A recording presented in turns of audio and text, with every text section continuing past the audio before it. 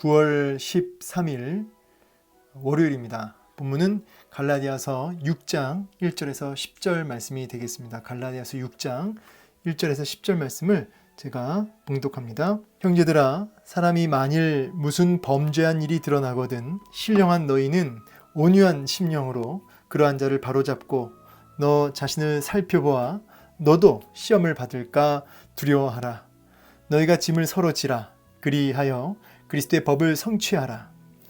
만일 누가 아무것도 되지 못하고 된 줄로 생각하면 스스로 속임이라.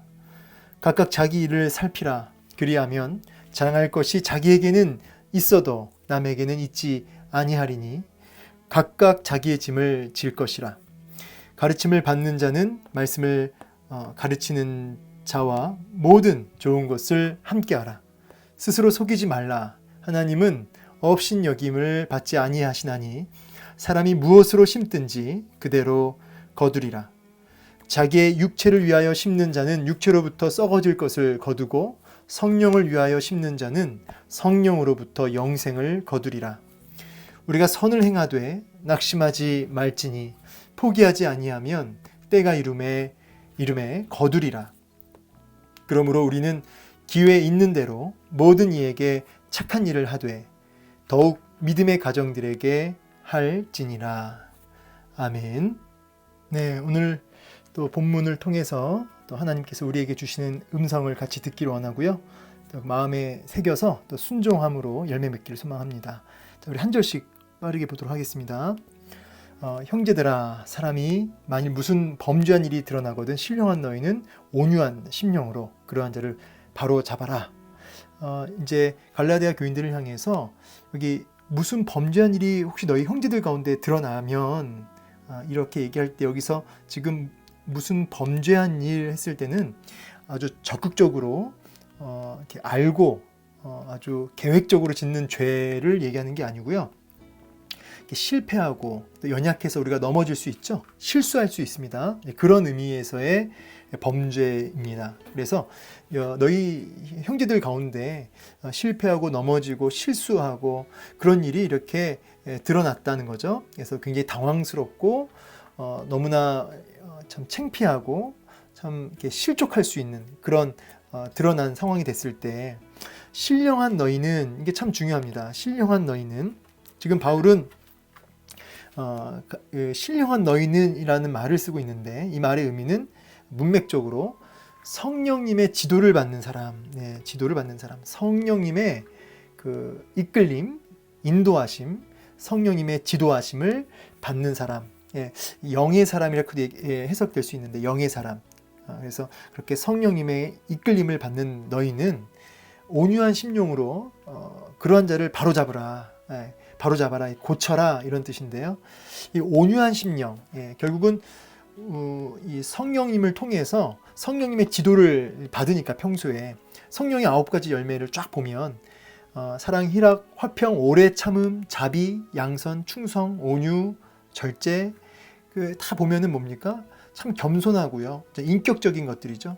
그래서 신령한 너희, 그러니까 성령의 지도를 받으면 그 사람의 내면이 바뀌어요. 그래서 참 인격적으로 성품적으로 바뀌는 거죠. 그래서 바로 이렇게 겸손한 모습으로 그렇게 용납하게 되고요. 이렇게 됩니다. 그래서 성령의 지도를 따라 그렇게 온유한 심령으로 겸손하게 용납하는 그 마음으로 그렇게 실패하고 넘어진 그 지체를 바로 잡으라는 거예요. 넘어진 그를 일으켜서 이렇게 세우라는 것이죠. 그리고 방향이 잘못됐으면 그 방향을 고쳐주고 이렇게 지도하라는 것입니다. 그리고 나서 끝나는 게 아니라 너 자신을 살펴봐야 된다는 거죠. 살펴보다 아주 자세히 관찰하다 이 뜻이에요. 그러니까 이제 남만 타인만 자세히 관찰하는 게 아니고요. 자기 자신도 자세히 관찰해서 내가 지금 방향이 잘못되었는지, 내가 하나님 앞에 내가 혹시 지금 범죄한 것이 무엇인지 그렇게 자기를 관찰하는 거죠. 그래서 너도 시험 받을까, 너도 넘어질까 두려워하는 마음을 가지라는 것이죠. 참 중요한 구절입니다.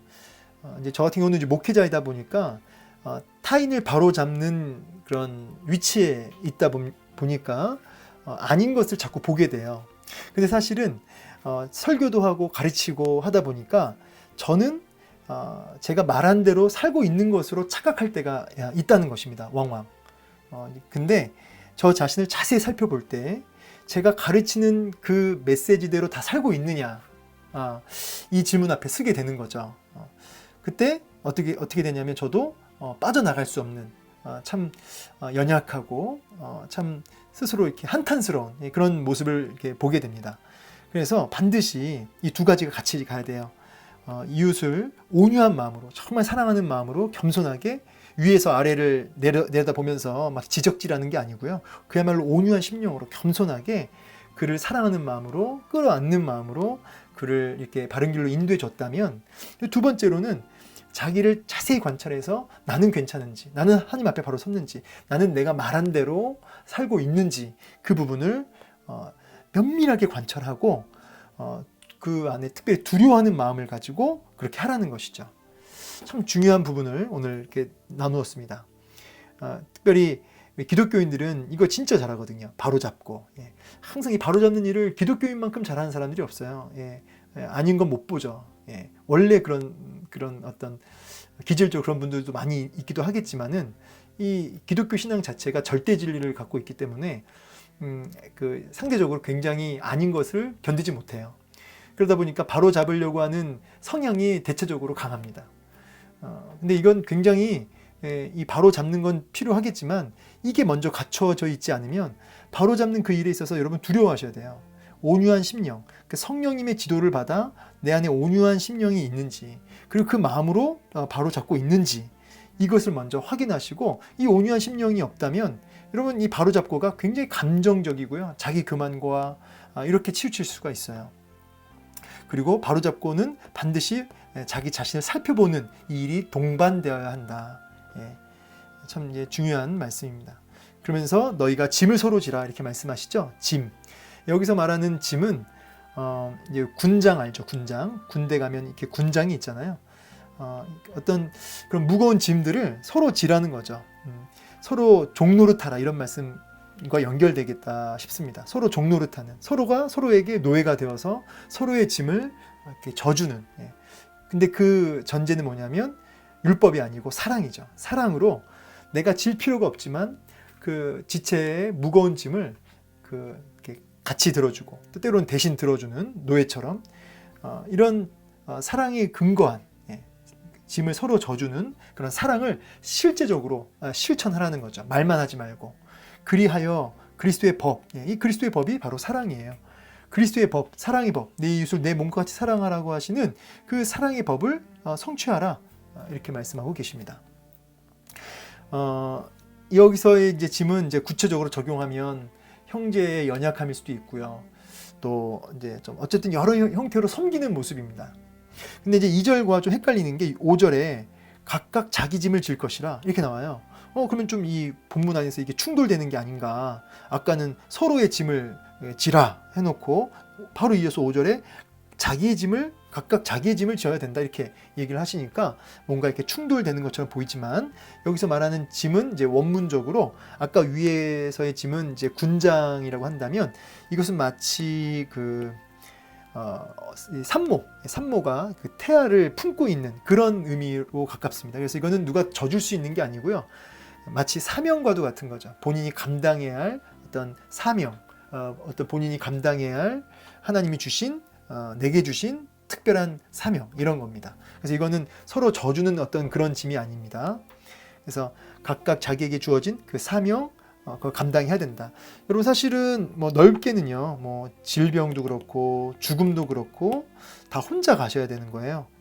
이 십자가 같은 경우도 하나님이 내게 주신 십자가가 또 있거든요, 고난이. 그것도 사실은 누가 져줄 수 있는 게 아닙니다. 여러분 아파서 고통할 때 사랑하는 남편이나 자식이나 뭐 아내나 함께 져주는 게 아니에요. 본인이 그 짐을 지고 가셔야 되는 거죠. 이렇게 져줄 수 없는 짐이 있습니다. 하나님이 나에게 주신 나만의 그 사명과 감당해야 할 내 몫이 있죠. 그 부분을 얘기하는 거예요. 자기 십자가, 남의 십자가가 아니라 자기 십자가를 지고 예수님을 따라가는 것이죠. 그 차이를 원문의 의미로 보면은 이제 딱 구분되는데, 한글로 보면 이게 이제 헷갈릴 수 있으니까 설명을 드렸습니다. 그러면서 만일 3절 참 재밌는 표현이에요. 만일 누가 아무것도 되지 못하고 된 줄로 생각하면 스스로 속임이라. 이것은 이제 율법주의자들을 아마 이제 생각하면서 한 말씀 같아요. 그러니까 사실 아무것도 아닌 사람이 무엇이나 된 것처럼 생각하는 거죠. 그것이 뭐냐면 자기를 속이는 거죠. 이게 이제 1절이 잘 안 되는 사람들의 모습이에요. 자, 그러니까 남만 바로잡고 남 틀린 것만 지적질하고 그러면서 자기 자신을 살펴보지 않은 사람들이 범하는 우가 이거죠. 자기는 마치 뭔가 이렇게 말씀대로 살고 있는 것처럼 사실은 서로의 짐을 전혀 실제적으로 지고 있지 않고 형제와 이웃의 그 짐을 실제적으로 지고 있지 않으면서도 말만 이제 서로 짐을 지십시오, 사랑하십시오, 용서하십시오 말만 하는 거예요. 그러면서도 자기는 신앙생활 잘하고 있다 이렇게 착각하는 거죠. 천국은 내 것이다. 그것은 어마어마한 그 착각이고 스스로 속임이라는 거예요. 저 이런 분들 진짜 많이 이제 봅니다. 신학교에서 제가 경험했던 일이 지금 생각이 나서 말씀을 드리는 거예요. 신학생이에요. 가르치고요. 근데 참 안타까운 게 본인은 짐을 지고 있지 않아요. 말만 해요. 근데 정말 그 어떤 이해 문제, 어떤 이런 게 딱 걸리면요, 절대로 손해 안 보는, 절대로 손해 안 보는 자존심 상해하는, 견디질 못하는 이런 경우들을 많이 봐요. 여러분 정말 너무 웃긴 거 아닙니까?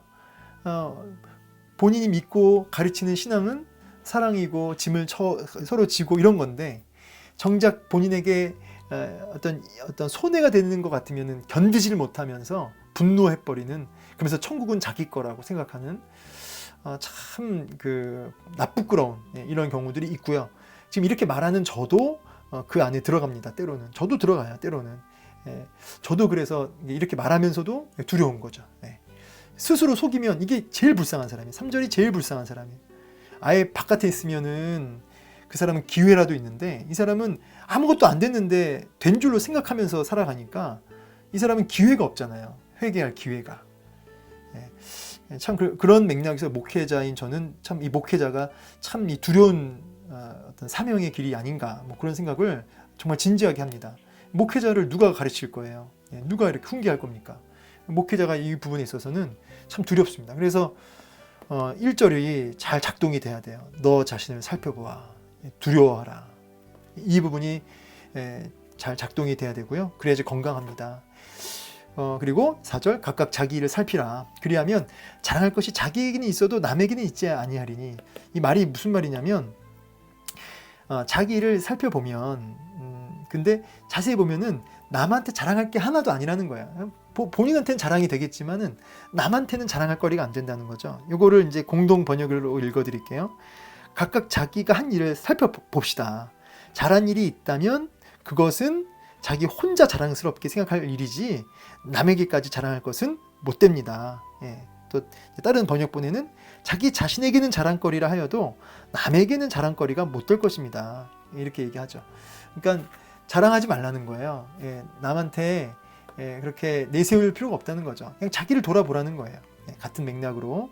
그러면서 각각 자기를 살펴보고 자기를 돌아보고 그리고 자기 짐을 지고 나아가라. 그러면서 이제 형제가 무거운 짐을 지고 있을 때는 또 그 짐은 나눠줄 수 있는 그런 짐들은 또 지면서 서로 종노릇하면서 사랑을 실천하라. 이 두 가지를 우리에게 명령하고 계시죠. 6절 가르침을 받는 자는 말씀을 가르치는 자와 좋은 것을 함께 하라.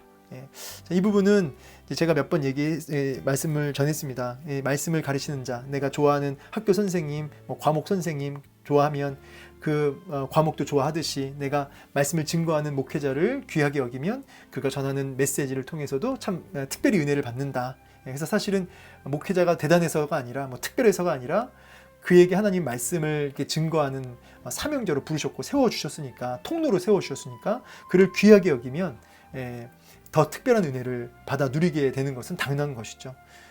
그래서 목회자를 위해서 많이 기도해 주셔야 되고 그것이 내 복이에요. 그게 내 복이에요. 영적인 바른 지도자를 만나는 것이 제일 큰 복입니다. 제일 큰 복 중에 하나입니다. 그래서 모든 좋은 것을 하라. 주석에는 여기 모든이라는 단어 안에 여러 가지가 들어간다 그래요. 때로는 이렇게 영적인 것, 경제적인 것, 이렇게 마음적인 것. 그래서 이제 우리가 그가 온전히 말씀과 기도에 전무할 수 있도록 그렇게 함께 하라, 이런 의미로 지금 이야기하고 있습니다. 근데 이제 말씀의 권위 때문에 그러는 거죠. 7절 스스로 속이지 말라 그러면서 스스로 속이지 말라는 단어가 지금 또 나왔어요. 그죠? 스스로 속임이라 3절에 두 번 이렇게 나왔습니다. 그러니까 강조죠, 강조. 오늘 본문에서 정말 중요한 구절이다. 스스로 속이지 말라. 하나님은 업신여김을 받지 않는다. 하나님은 하나님을 너무 무시한다는 거예요. 경멸한다는 거죠. 하나님을 너무 초라하게 만들고 너무 하나님을 없는 것처럼, 하나님 없으신 분처럼 그렇게 하나님을 그야말로 이렇게 앞에 놓고 그냥 무시하는, 이렇게 하나님을 멸시하는 그 모습을 그리고 있어요. 근데 그런 업신여김을 받는 분이 아니시다. 하나님 다 보고 계신다. 다 꿰뚫어 보고 계신다. 누구를 속이려고 드느냐, 이렇게 얘기하시는 거죠. 그러면서 사람이 무엇으로 심든지 그대로 거두리라. 오늘 또 이제 마음에 새게 할 구절이죠. 이건 뭐 자연 현상이에요. 심는 대로 거두는 거죠. 그래서 그럼 뭘 심냐면 8절과 이제 9절에 나오죠. 자기 육체를 위하여 심는 자는 육체로부터 썩어질 것을 거두고 성령을 위하여 심는 자는 성령으로부터 영생을 거둔다, 이렇게 나와요. 육체. 그래서 여기서 말하는 육체, 그 다음에 여기서 말하는 또 성령, 이게 지금 대조되고 있는데 이제 죄악을 향해서 끊임없이, 여기서 말하는 것은 이제 죄악이죠. 육체의 쾌락과 안목의 종용, 이생의 자랑, 자기의 욕심을 쫓아서 끊임없이 자기의 시간과 에너지와 삶을 투자하는 자는 그것으로부터 썩어 없어질 것을 거둔다는 거죠. 나아가 심판을 거두게 되는 거죠. 그런데 성령을 위하여 심는 자, 하나님의 말씀과 특별히 성령 하나님의 그 지도를 받으면서 순종하며 나아가는, 그분께 나의 시간을 드리고 그분께 나의 마음과 나의 삶을 헌신하는, 그는 그 성령으로부터 그에게는 영생을 거두게 될 것이다. 그러면서 우리가 선을 행하되 성령을 쫓아 살되 낙심하지 말아라. 이 낙심하지 말라라 라는 얘기는 뭐냐면 낙심이 될 것이다, 이런 뜻이죠. 낙심이 되니까 낙심하지 말라, 이렇게 얘기하죠. 그러니까 성령을 따라 행할 때 여러 가지로 낙심될 일이 있다는 거예요. 시련도 있고 마음에 지치는 것도 있고, 포기하지 말고 버티면 때가 이름에 거둘 것이다. 그 열매를 맛볼 것이다. 그래서 제가 옛날에 우리 그 성도들한테 신앙은 버티기다, 제가 이렇게 얘기한 적도 있어요. 버티기. 그래서 끝까지 성령님의 인도를 받으며 모두가 다 육체를 위하여 심을 때 나 혼자 성령을 쫓아 살기가 그게 얼마나 바보 같습니까? 그렇지만 포기하지 않고 버티면 때가 이름에, 하나님의 때가 갑자기 이르거든요. 이 때가 언젠지 모르지만 그때 그 열매를 너 거둘 거고 목도할 것이고 그것을 누릴 것이다. 그러니까 기회가 있는 대로 모든 이에게 착한 일을 하되 더욱 믿음의 가정들에게 할지니라. 그래서 이 착한 일, 결국은 아까 얘기했던 그 사랑을 실천하는 일이죠. 짐을 져주는 일, 이웃의 짐을 함께 지고 가는 그런 사랑을 말만 하는 것이 아니라 실제적으로 실천하는 그 일을 하라는 것이죠. 기회를 얻든지 못 얻든지 그렇게 하라는 겁니다. 그렇게 성령을 쫓아서 정말 용납하는 온유한 마음으로, 심령으로 그렇게 사랑을 실천하면 하나님께서 때가 이루에 거두게 할 것이다.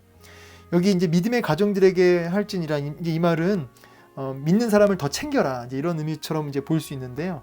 그럼 불신자는 외면하면 된다, 이런 의미로 오해하실 필요는 없고요. 이거는 이제 다른 성경 번역본을 읽어보면 이해가 잘 돼요.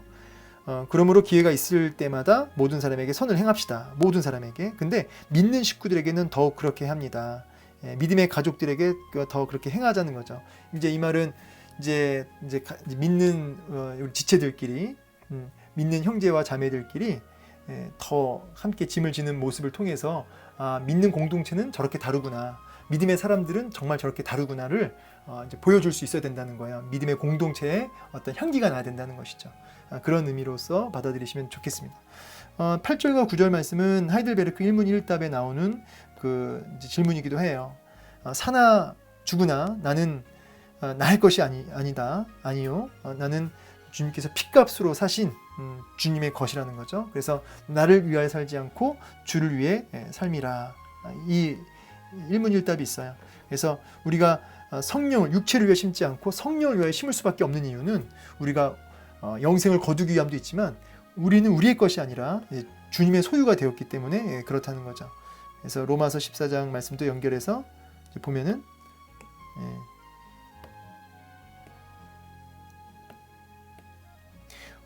우리 중 누구든지 자기를 위하여 사는 자 없고 자기를 위하여 죽는 자도 없도다. 우리가 살아도 주를 위하여 살고 죽어도 주를 위하여 죽나니 그러므로 사나 죽으나 우리가 주의 것이로다.